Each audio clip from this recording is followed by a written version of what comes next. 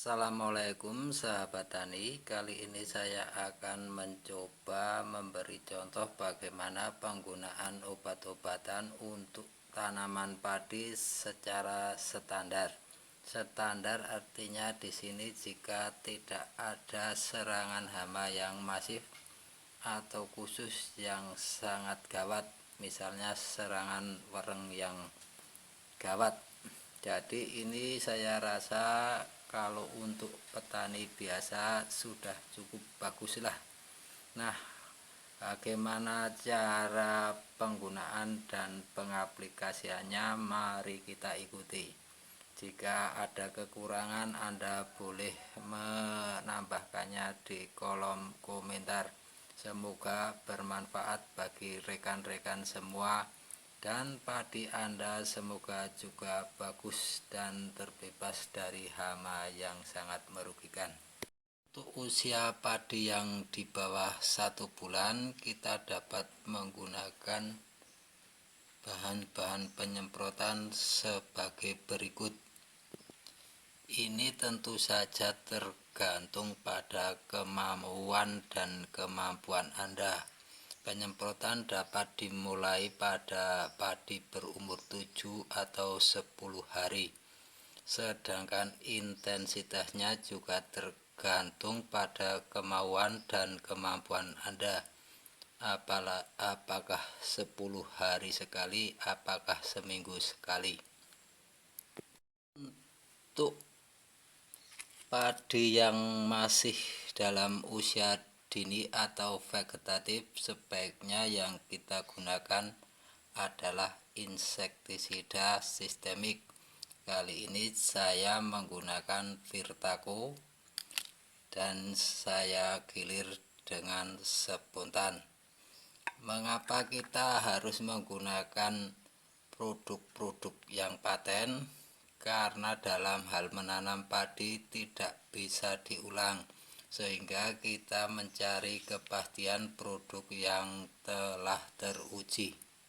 Mungkin jika Anda menggunakan produk-produk baru, maka Anda dapat mencobanya pada 1 atau 2 petak lebih dulu. Jadi jangan menggunakan produk yang teruji pada keseluruhan lahan Anda. Pada padi yang berumur di bawah 1 bulan, untuk fungisidanya kita gunakan antrakol. Karena antrakol ini kelihatannya lebih ringan dan efeknya tidak begitu keras pada padi.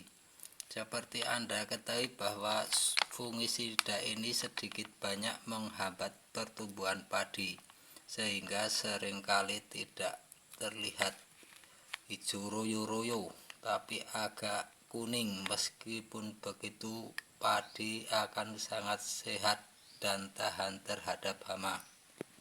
Jangan lupa kita gunakan pula Gardasil daun pada padi umur di bawah 1 bulan. Gardasil daun ini selain menyuburkan tanaman padi, juga sebagai penetral penggunaan insektisida. Karena seperti pengalaman kita bahwa insektisida ini sedikit banyak agak panas jika terkena tumbuhan, jadi diperlukan pendingin, yaitu Gardasil atau pupuk dan lainnya. Sedangkan untuk padi yang berumur 30 hari sampai 50 atau 45 hari, kita dapat menyebutkan sebagai masa peralihan, yaitu peralihan dari masa vegetatif ke generatif.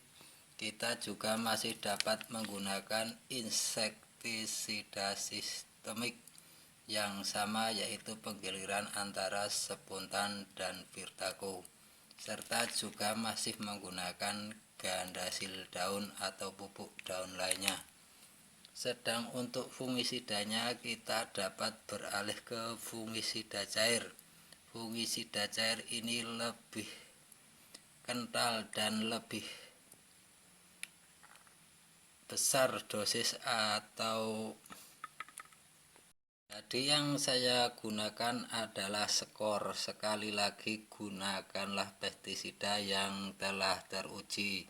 Kita jangan mencoba-coba untuk sesuatu yang sangat penting, yaitu tanaman padi kita. Untuk umur 1 bulan dan 40 hari yang kita gunakan adalah setengah dosisnya saja. Ini kita gunakan hanya untuk memperkuat batang padi. Kalau di sini di labelnya tertulis penggunaannya 2 kali, yaitu pada umur 55 dan 65. Jadi karena ini penggunaannya lebih awal, kita hanya untuk pencegahan saja. Jadi kita gunakan dosis separuhnya. Dan pada masa generatif, yaitu ketika padi telah hamil dan mulai keluar male, yang akan kita gunakan adalah insektisida yang sistem kontak. Ini saya menggunakan Fostin yang saya gilir dengan Kurakron. Sebab pada waktu male keluar sudah banyak belalang seperti walang sangit dan lain-lainnya yang mengerubungi padi kita. Sedangkan untuk buahnya kita menggunakan gandasil buah atau gandasil B agar buahnya lebih berbobot.